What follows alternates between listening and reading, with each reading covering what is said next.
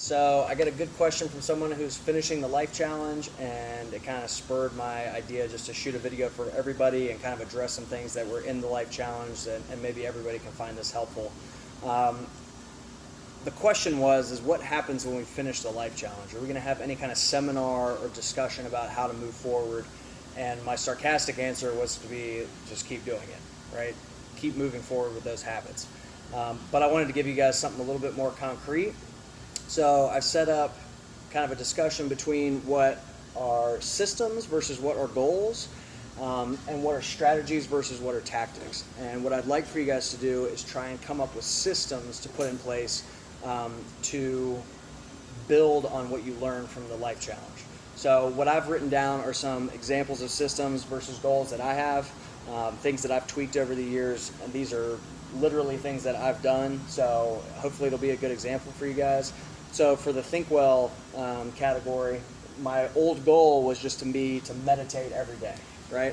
Which is a good goal, but it's not very direct. So what I was finding is that I would wake up some mornings and I would meditate. Other mornings I'd have to walk out here at like 10:30 after class and go meditate. Some days I would forget until nighttime, and then when I would try to meditate, I would basically just fall asleep. So what happened was eventually I would forget a day here, forget a day there, and eventually you kind of just fall off the map. So I had to come up with a better system that worked for me. So for me, the best thing I need to do is wake up and do it first thing in the morning. And if I do it first thing in the morning, it starts my day off right. I'm a better person for that day, and I can do it more consistently that way. Wake up, set the alarm 10 minutes early, meditate, get it done, and you feel better. So that's one example of a system I've put in place that has helped me versus a goal. So for the eating well category, for me, my system that I have in place is that when I go to the grocery store on Sunday or Monday, I don't buy junk food. There's no junk food in my cart. When you get to the end of the grocery line, there's a little positive affirmation that you've got a line that's filled with vegetables, meat, fats. You're kind of proud of what you have on your grocery cart there. My old idea was that I would just not eat junk food, which is impossible. I don't know anybody who goes through an entire week and doesn't eat one piece of junk. So basically what you're setting yourself up for as a goal is something that's not achievable, and if you don't achieve it, you view yourself as a failure. We'll talk about that at the end as well. So for thinking well, right, or sleeping well rather, I try and turn off all social media, try and put my phone down way before bed comes, and the best thing to do here is just automate it. If I can not think about it, that's going to work out way better for me. So my phone immediately goes into do not disturb once 9 p.m. hits.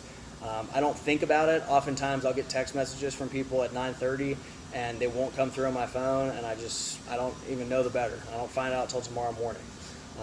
That's easy for me. I also set it so that my phone goes into gray mode at 9 p.m. So looking at Instagram is not nearly as much fun when it's all gray. So it's an easy way to automate that system, and then you don't have to worry about it. You'll put your phone down almost automatically. And that was my old goal, right? Was just to put my phone down. So not a very good goal. A lot of times you're looking at your phone at 8:30 and all of a sudden it's 10:30. So an example of a system versus just trying my best to hit a goal. For workouts, I happen to work out in a CrossFit gym, so this is just an example I used from someone else. It's almost impossible for me not to work out with everybody coming through here each day. It's just something that almost happens to me as happenstance. So an example for this would be workout at 5:30 a.m. Monday, Wednesday, Friday, right? Just like the meditation, get it done first thing in the morning, get it out of the way before your day gets in the way, before your kid calls home sick from school, before you need to pick up groceries for your wife, or vice versa. Just get it done. This is your goal. Monday, Wednesday, Friday at 5:30, right? Build that habit, get to know those people, and they will keep you coming back. Versus work out 3 times per week.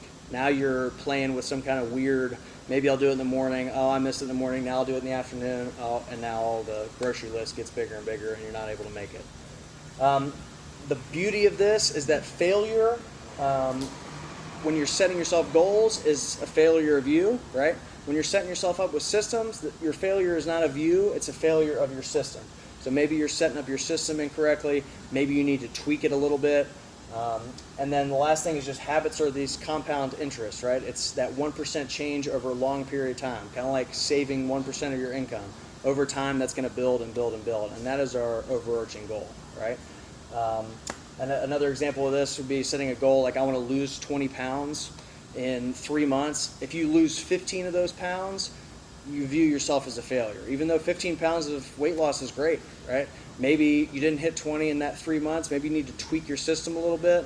But that's an example of a goal versus a strategy, right? We want to make sure that we're coming up with a good strategy. So hopefully this helps. For my life challenge, folks, I got one more homework assignment for you. I want to know about 3 systems you're going to put in place, preferably something that's automated, that you're going to take forward to try and improve those habits. And then you guys can tell me 3 things that you learned from this challenge, and that'd be great. Last time we're excited. Thanks, guys.